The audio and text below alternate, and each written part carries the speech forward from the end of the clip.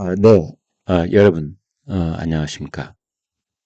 어제 혹시 깜짝 놀라지 않으셨어요? 이재명 더불어민주당 대선 후보로 확정된 후 첫 행보로 서울 현충원을 찾아갔는데, 여러분 서울 현충원 가보셨죠? 이승만 대통령 묘역과 달리 박정희 대통령 묘역은 현충원 저 맨 뒤에 걸어서 올라가면 한참 올라가야 되는 맨 끝에 있습니다. 그런데 이재명 후보가 첫 행보로 이승만, 박정희 두 대통령 묘역을 참배를 했습니다. 한때는 친일파다, 독재자다, 이렇게 맹비난을 퍼붓던 이승만, 박정희 두 대통령 묘역을 민주당 대선 후보인 이재명이 찾아가서 참배를 하다니, 세상이 지금 어떻게 뒤집혀지고 있는 건가? 참배를 하니까 정말 참배하는 줄 아는가? 뭐 이렇게 비아냥거리기에는 이재명 후보의 공도를 넘어서 보수 진영까지 껴안기 하는 이러한 행동에 대해서 유권자들이 어떻게 밝은 눈으로 살펴야 되는지 그 점을 말씀드리고 싶은 겁니다. 이재명 후보가 이승만, 박정희 두 대통령 묘역을 참배했다는 소식에 저희 많은 시청자들께서는 웃긴다, 안 속는다, 뭐 이런 반응을 보여주는 분들이 많이 계셨지만, 그러나 민주당 전략팀은 이게 효과가 있다고 분명히 본 겁니다. 그리고 이재명 후보도 그걸 받아들인 거고요. 그래서 중도층의 일부, 보수층의 일부 흔들리는 마음들은 이재명 후보의 이러한 행동에 대해서 마음을 열기 시작할 가능성이 있다. 이렇게 봐야 되는 겁니다.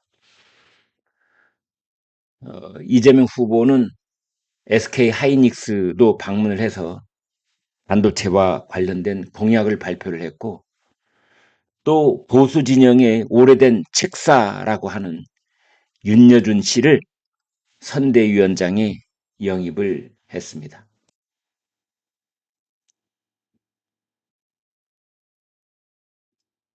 지금 그 이재명 후보의 공약을 보면은 대대적으로 정부를 뒤엎고 갈아 엎으려는 뭐 그런 얘기가 쏟아나고 있는데, 산자부를 세 개로 나누고 기재부도 쪼개고 검찰도 쪼개고 해서 힘을 빼는 뭐 그런 공약을 내놓고 있습니다. 정부 대수술을 예고하고 있는 셈인데요. 지난 대선 공약에도 기후 에너지부를 설립하겠다, 뭐 이런 이야기를 이미 한 바 있습니다. 인구 전담 부서를 새로 만든다, 아기부 부총리를 신설한다, 뭐 이런 논의도 나오고 있습니다. 민주당은 어제 경제부처 개편 토론회를 열기도 했습니다.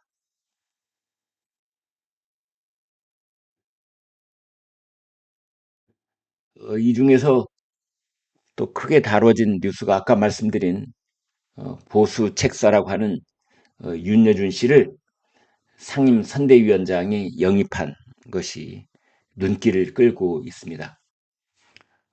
이재명 후보가 통합형, 통합형 우클릭을 이제 노골적으로 하고 있다, 이렇게 보는 겁니다.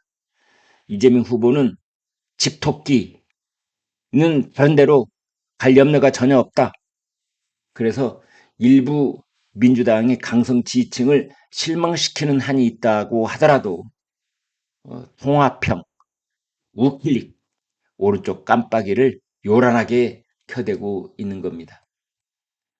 색깔과 사이를 넘어서 한데 모아야 된다, 뭐 이런 말도 하고 있고요. 가급적이면 넓게 아는 사람과 함께 할 것이다.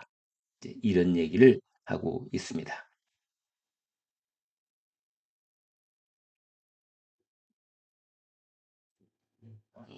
그래서 그 이재명 후보의 첫 행보가 통합에 방점이 찍혀져 있는데 이것은 매우 공격적으로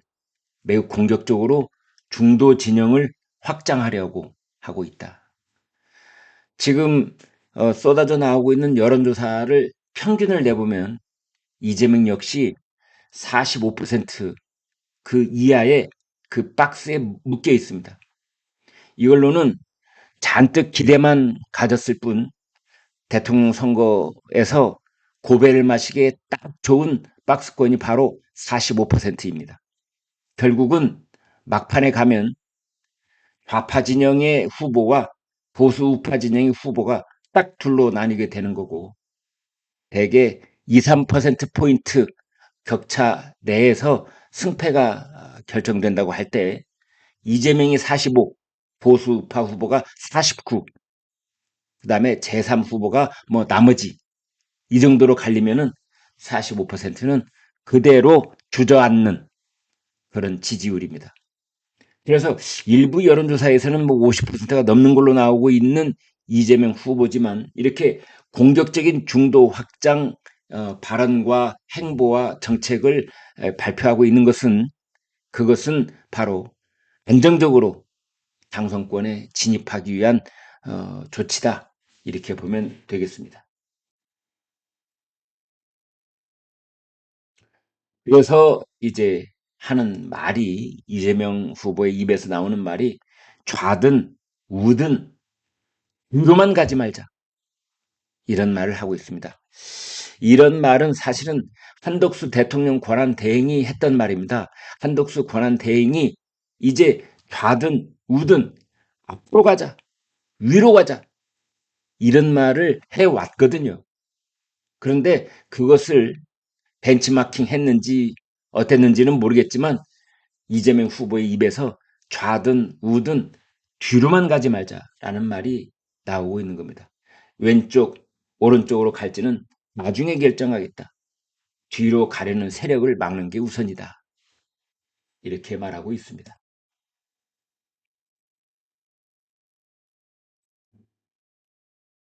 그래서 신문 사설들은 이러한 이재명 후보의 행보에 대해서 이게 어디까지 진심일 것이냐 이렇게 얘기를 하고 있습니다. 이러한 일들이 선거용 제스처에 그칠 수도 있다라는 우려 때문에 그렇습니다. 이재명은 정치적 유불리에 따라서 수시로 말을 바꾸곤 했습니다.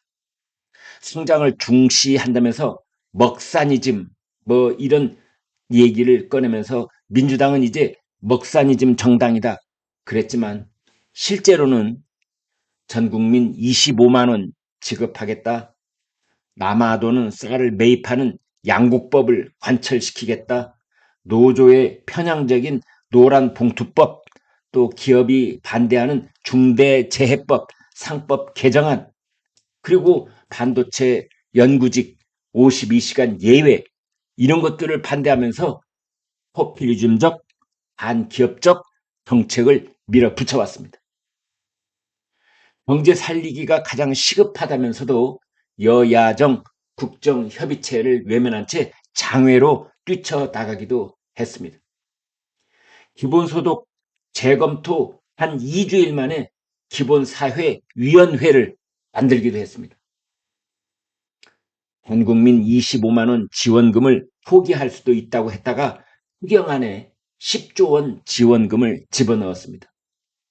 반도체 주 52시간 예외를 수용할 것처럼 말했다가 노조가 반발하자 입장을 바꿔버렸습니다. 이재명 후보는 불체포 특권 포기를 여러 차례 공약을 했지만 자신의 체포 동의안은 부결시켜달라 이렇게 요청하는 편지를 보낸 바가 있습니다. 존경하는 박근혜 전 대통령이라고 했다가 진짜 존경하는 줄 알더라 라고 했던 겁니다. 그런 사람의 이승만, 박정희 두 대통령 참배를 어떻게 진심이라고 받아들일 수 있겠습니까? 과거에는 김대중, 김영삼 두 대통령 묘역만 참배를 하면서 이승만 전 대통령은 친일 매국 세력의 아버지고 박정희 전 대통령은 독재자라고 했던 그 입이 바로 이재명의 입이었던 겁니다. 사람은 상황에 따라 말이 바뀔 수는 있지만 대통령 후보는 그래서는 안 됩니다. 나라와 정책이 방향을 잃어버리기 때문이지요. 그 결과는 보나마나 통합은커녕 안목과 갈등 그리고 뒤로 돌아가는 후퇴가 있을 뿐입니다. 이재명 후보의 언행의 변화가 그 폭이 크고 워낙 현란하고 정신을 차릴 수 없고 빈도가 너무 잦았기 때문에 그런 우려를 하지 않을 수가 없는 겁니다.